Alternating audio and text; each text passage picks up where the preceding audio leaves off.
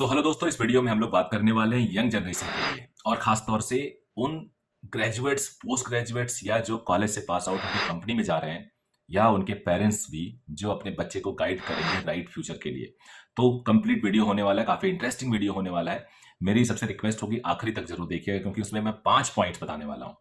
इस पूरे वीडियो में जो 5 पॉइंट्स होंगे वो सारे पॉइंट आपके लिए ही क्राफ्टेड हैं, डिजाइन किया है मैंने। फिफ्थ पॉइंट जो है वो मेरे पर्सनल बड़ा करीब है, मैं खुद पे आजमाया हूं उसको और मैंने उसका बड़ा फायदा लिया है। तो पांचवा पॉइंट भी आप लोग देखिएगा, वो आखिरी में है। और उसके बाद इस वीडियो में मैंने केवल और केवल फ्रेश ग्रेजुएट को कवर नहीं किया है। जो एक दो कंपनी में काम कर रहे हैं, कुछ साल से काम कर रहे हैं, उनके लिए भी ये वीडियो है। तो चलिए स्टार्ट करते हैं। 5 पॉइंट्स जिससे आप अपने करियर को रॉकेट की तरह एक्सेलरेट कर सकते हैं और अपने एम को, अपने डिजायर को, अपने गोल को अचीव कर सकते हैं। तो चलिए कुछ प्रैक्टिकल बातें कर लेते हैं। प्रैक्टिकल बात यह है कि आपको पता है कुछ लोग साथ साथ कॉलेज करके आगे बढ़ते हैं। मान लीजिए एक बैच आप 60 स्टूडेंट का निकला, उसमें से 10 साल बाद अगर आप ट्रैक करोगे, और इस पे कई सर्वे भी हुए हैं, तो कई लोग बहुत आगे निकल जाते हैं और कई लोग स्ट्रगल कर रहे होते हैं। इनफैक्ट सम टाइम क्लास का जो टॉप परफॉर्मर होता है वो स्ट्रगल कर रहा होता है, मीडियोकर आगे निकल जाता है, कई बार बॉटम परफॉर्मर आगे निकल जाता है। तो इस तरह से अगर आप कॉलेज के पास आउट को एक बेस बनाओ और उसके परफॉर्मर, मार्क्स, कौन गोल्ड मेडलिस्ट है, कौन कैसा है, और करियर में 10 साल बाद देखो तो आपको काफी डिफरेंस नजर आएगा। ये डिफरेंस होता है उनके एटीट्यूड और उनके डिसीजन लेने की क्षमता पे। कई बार लक भी काम कर जाता है, लेकिन मोस्ट ऑफ द टाइम आपकी अपनी जो अगर प्लानिंग है और ढंग की है, किसी ने आपको गाइड किया या खुद आपने जज किया या आगे चल के अपने आप को और एजुकेट किया, तो आपको बहुत फायदा होने वाला है। कम से कम 10 से 15 साल अपने पीयर ग्रुप से आप आगे निकल जाते हो, पैसे के मामले में भी आगे निकल जाते हो। तो मेरा पहला जो पॉइंट है कि आपने कोई कंपनी अगर ज्वाइन की है, ये फर्स्ट पॉइंट है। And if you think that company is not so good जो आपको लगता था, in terms of any up to like दो चीजें कंपनी में देखी जाती हैं।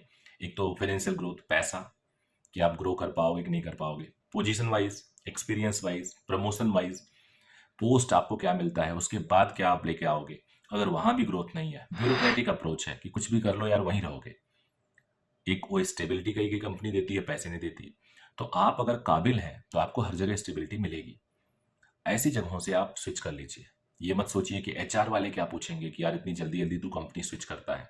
अगर आपके अंदर टैलेंट है तो कोई कुछ नहीं पूछेगा। और यार कॉर्पोरेट में तो मैक्सिमम जॉब रेफरल से लग जाते हैं। रेफरल से अगर आप परफॉर्म कर रहे हो तो कोई ना कोई आपको रेफर कर देगा या कोई ना कोई बुला लेगा। तो आप अपने काम पे फोकस रखिए, बेस्ट दीजिए, पॉलिटिक्स में मत पड़िए, इंटरनल हायर मैनेजमेंट के अगेंस्ट कभी कंप्लेन मत करिए पब्लिकली। कहीं पे कोई इंटीग्रिटी से रिलेटेड कोई क्वेश्चन नहीं उठना चाहिए आपके ऊपर। अगर आपको कोई चीज़ बुरा लग रहा है तो सीधे उसी मैनेजमेंट को बताइए, किसी और को नहीं बताइए। तो कुछ चीज़ें अगर आप फोकस करते हैं तो उसी कंपनी में आप अच्छा ग्रो करने लगते हैं, और जब आप स्विच भी करते हैं ना तो एक अच्छा रिलेशन बना के जाते हैं। इवन जब स्विच करते टाइम तो सबको बुरा लगता है, हायर मैनेजमेंट को बुरा लगेगा, वो आपसे शायद चाहेगा कि आपसे बात ना करे, रिलेशन ना रखे।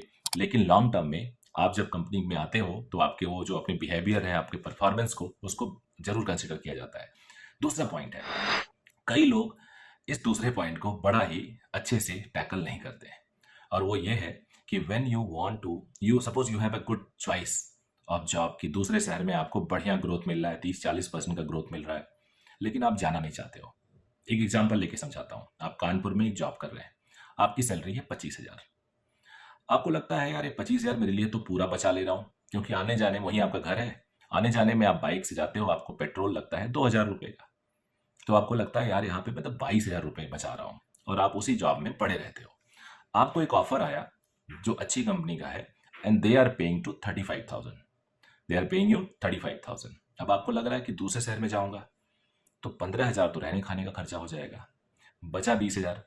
20,000 में घर से बाहर रह रहा हूँ, बाकी खर्चे आना जाना, कुल मिला के 25,000 तो आपका खर्चा ही हो जा रहा है। आपके पास सिर्फ 10,000 बच रहे हैं, अपने शहर में 20,000 से ज्यादा बचते थे। तो कई लोग आपको सजेशन देने आ जाएंगे, क्या फायदा जाने से, पैसा तो यहाँ ज्यादा बचा रहा है। लेकिन ये सबसे बड़ी गलती है। ये इतनी बड़ी गलती है कि मैं बता नहीं सकता। ये आपकी पूरी लाइफ को कंस्ट्रेंट और रोकने जा रहे हैं वो। आप वहाँ 35 से स्टार्ट करोगे तो जो ग्रोथ मिलेगा वो 35 के ऊपर मिलेगा। कंपाउंडिंग ग्रोथ हमेशा होता है, एग्जिस्टिंग के ऊपर परसेंटेज ग्रोथ मिलता है। हो सकता है वहाँ से आपकी और लाइजनिंग हो और आपके कॉन्टैक्ट्स डेवलप हों और आप करियर में आगे जाओ। तो कभी भी अपना शहर, अगर आप करियर ओरिएंटेड हैं तो छोड़ने में हिचको मत। अगर यहाँ हिचकोगे तो ग्रोथ रुक जाएगी। ये बता रहा हूँ, मैं पर्सनल एक्सपीरियंस से रिलेटिव को देखा हूँ, कई रिश्तेदारों को देखा हूँ जो वहीं रह गए हैं। कंपनी को भी पता है यार ये जाएगा है नहीं, इसको यहीं पे एक इनर्सिया हो गई इसकी, तो इतना ही दो। और कई बार वहाँ छोटी कंपनियां भी होती हैं जो उतना ग्रोथ दे ही नहीं सकती। आप बहुत अच्छा करोगे तब भी नहीं दे सकती, क्योंकि उनकी तो लिमिट है। तो ऐसी चीज़ों के लिए आपको शहर छोड़ना पड़ेगा। शुरू में आप कम बचाएंगे, लेकिन आपका जो स्केल है वो बढ़ गया और अगली ग्रोथ उस स्केल पे भी होगी। तीसरा इंपॉर्टेंट पॉइंट, आप सेल्स में हैं, मज़ा नहीं आ रहा है। आप मैकेनिकल इंजीनियर हैं, मज़ा नहीं आ रहा है। कंप्यूटर इंजीनियर हैं, कुछ हद तक मज़ा नहीं आ रहा है। And you want to switch your job, you want to change your profile. आप एक कोचिंग में टीचर हैं, you don't want to continue and you want to switch your profile, but डर लगता है कि अभी तक का जो एक्सपीरियंस है तो दूसरे फील्ड में है। स्विच करेंगे तो जीरो से स्टार्ट करेंगे। मेरे पीयर ग्रुप मेरे सीनियर होंगे, लेकिन जितनी जल्दी आप स्विच कर लीजिए, अगर समझ में आ गया है कोई बुराई नहीं है। थोड़ी दिक्कत होगी लेकिन लॉन्ग टर्म आपको सेटिस्फेक्शन मिलेगा, लॉन्ग टर्म आपको एक ग्रोथ तो मिलेगा ही मिलेगा। काम करने में जब आप सेटिस्फाई होते हो ना, तो एक लॉन्ग टर्म अच्छा आप प्लान करा करते हो और उसको अचीव करते हो, तो आप जल्दी से एक्सलेरेट कर लोगे। हो सकता है जो आपने शुरू में गैप किया है ना, वो आप फुलफिल कर पाओ। सबसे अच्छी बात अंदर से खुशी होती है। कई बार आप काम करते हो, पैसा भी पाते हो, लेकिन खुश नहीं रहते हो। और जो लॉन्ग टर्म में या थोड़े दिन में ही आपके हेल्थ पे असर दिखने लगता है, आपकी पर्सनालिटी चेंज होने लगती है, आपका बिहेवियर बदलने लगता है, घर में आप चिड़चिड़े हो जाते हो। तो जितनी जल्दी आपको लगे कि आप रॉन्ग साइड घुस गए हो, क्योंकि आपको जॉब की ज़रूरत थी, आप घुस गए और आपको चेंज करना है, तो आप चेंज करो। मैंने कई ऐसे स्टूडेंट को देखा है, कई ऐसे लोगों को देखा मेरे खुद के साथ। मैं मैकेनिकल इंजीनियर था, तो मेरे साथ कई लोग सेल्स में घुस गए और बाद में वो वेट नहीं कर पाए, क्योंकि उन्हें अच्छी जॉब चाहिए थी, क्योंकि ज़रूरत थी। और जॉब मैकेनिकल इंजीनियर की मिली नहीं, तो सेल्स में घुस गए, वो ज़्यादा अवेलेबल थी। और वो बाद में काफ़ी परेशान रहे, उन्होंने स्विच किया। कुछ लोग वहाँ जाके सेल्स में जाके ज़्यादा खुश थे, कुछ मैकेनिकल इंजीनियर कर लिए, वहाँ खुश नहीं थे क्योंकि वहाँ सैलरी की उतनी ग्रोथ नहीं थी, वो स्विच कर गए। तो जब भी आपको लगे कि आप एक राइट जगह पे नहीं हो, अपने इंटरेस्ट, अपने पर्सनालिटी के हिसाब से, तो आपको वहाँ पे से स्विच कर लेना चाहिए। ये मेरा अपना मानना है। फोर्थ पॉइंट सबके लिए है यार, ये बहुत सारे आजकल जो यूथ है ना, इस फोर्थ पॉइंट के चक्कर में फंसा हुआ है। ये जो पॉइंट है कि आप आईफोन, कार और कभी कभी तो घर भी लेने में बहुत जल्दी कर जाते हैं, केवल शोबिज, केवल दिखाना है आपको, शोबाजी करनी है। आपको लोगों को इंप्रेस करके क्या होगा यार। इंडिया में कई बार मैंने सर्वे पढ़ा है, फॉरेन पूरे पूरी जगह सर्वे पढ़ा है, 80% लोग लोन पे ईएमआई पे लेते हैं आईफोन। यार 1.5 लाख 1,20,000 का आप फोन ले रहे हो, आपकी सैलरी है 20,000 30,000, क्यों ले रहे हो, क्यों ले रहे हो, क्यों ले रहे हो? गलत गलत गलत है एकदम। मैक्सिमम जो फीचर्स हैं बाकी जगहों पे भी अवेलेबल है, सिर्फ दिखावा, सिर्फ दिखावा। आप एक्सेप्ट करो या ना करो। मेरे कई ऐसे जानने वाले, मैंने उनसे बात की तो पहले तो कहने लगे नहीं इसकी क्वालिटी अच्छी है, बड़ा सेफ्टी फीचर है।